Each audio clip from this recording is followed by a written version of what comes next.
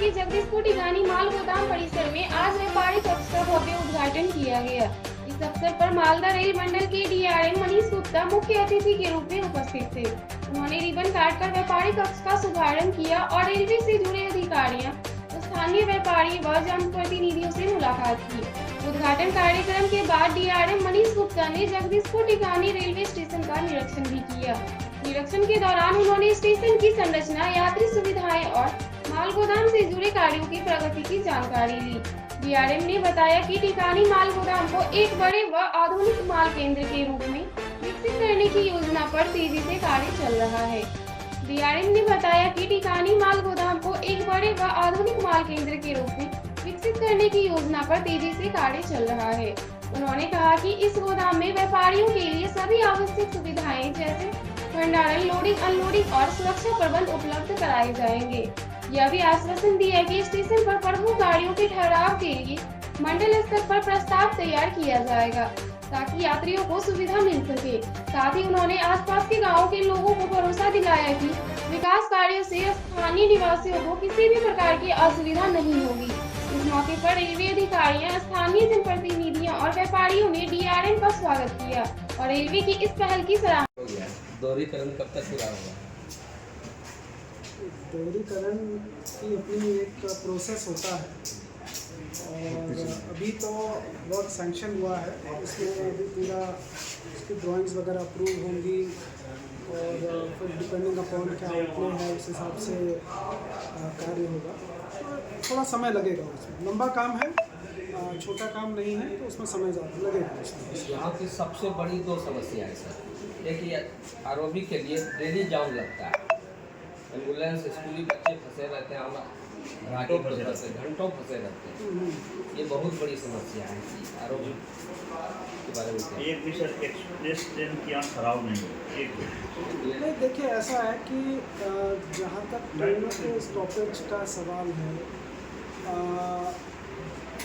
अभी जैसे दोहरीकरण होगा तो अभी तो हम लोग देख रहे हैं कि जहाँ पे फिजिबिलिटी है ट्रेनों के स्टॉपेज के लिए और डिमांड कितनी है वहाँ पे पब्लिक की, उसको देख के वो डिसाइड। बड़ा स्टेशन है सर और 4 प्रखंड का लोग का डेली आना जाना है, या तो यहाँ से 12-8 जाना पड़ता है या भागलपुर जाना पड़ता है। इसके लिए लोग बहुत परेशानी का सामना करना पड़ता है।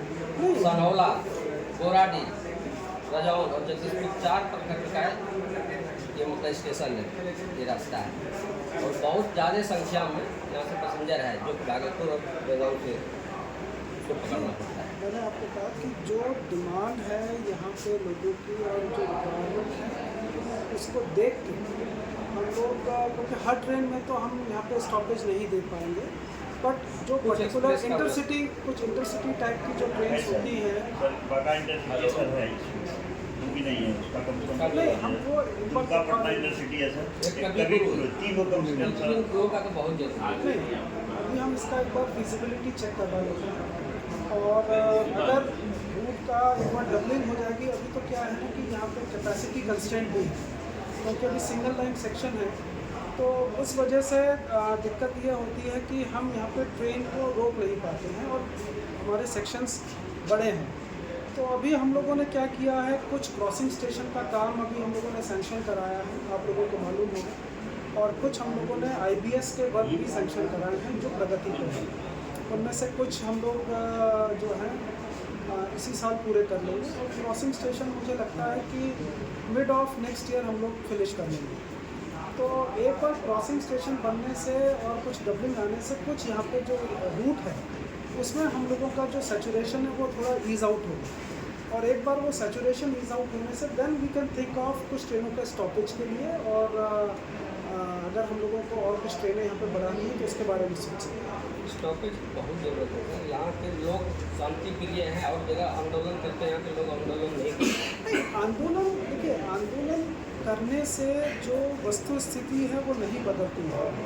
अगर किसी हम लोगों के रूट पे स्टैग्नेशन ज़्यादा है, वहाँ पे सैचुरेशन ज़्यादा है, तो आप 10 ट्रेनों का स्टॉपेज दे दिए तो सैचुरेशन और बढ़ जाएगा और ट्रेनें लेट चलेंगी। हम लोगों को जैसा जानकारी है कि फंड भी रिलीज हो चुका है। नहीं, फंड रिलीज नहीं हुआ है और जब तक परियोजना स्वीकृत नहीं होती है तब तक उसका कोई फंड नहीं रिलीज होता है। परियोजना एक बार स्वीकृत हो जाए फिर उसके बाद में जैसे फंड अलॉट होगा उस हिसाब से कार्रवाई होगी। पढ़े थे सर की फंड रिलीज हो चुकी है, अक्टूबर से चुनाव का काम स्टार्ट है।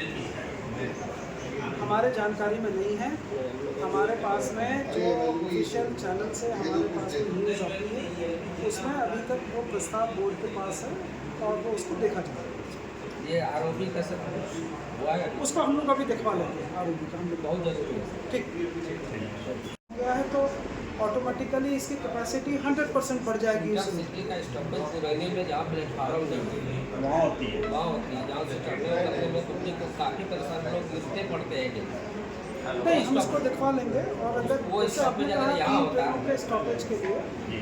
वो हम लोग स्टडी करेंगे। इस 3 ट्रेन का जब इंटरसिटी और उसके बाद पानी का भारी दिक्कत है वहाँ भी स्टेशन में, पानी का सुविधा नहीं है। नहीं, वो पानी इतने की बड़ी सुविधा स्टेशन है। आप लोगों ने बताया कि यहाँ पे अवेलेबिलिटी का इशू है तो हम लोग इसको दिखवाते हैं कि जहाँ तक हो सके अगर कोई नया बोरिंग करने से वो फिजिकल अगर वो प्रॉब्लम सॉल्व यहाँ पे तो प्रॉब्लम है ही ना, स्टेशन में भी है, वहाँ पानी का सुविधा नहीं है नहीं चेक करवा और बाथरूम भी वहाँ पे नहीं है। पैसेंजर जो रुकते हैं वो भी नहीं है वहाँ पे। अम्यूनिटीज़ हैं जो लोगों की वो हम लोग अवेलेबल करा देंगे। न्यू भागलपुर स्टेशन का काम कब से है? बगल में सर निर्माण होना। देखिए वो प्रस्ताव हम लोगों ने रेलवे बोर्ड भेजा हुआ है और उसके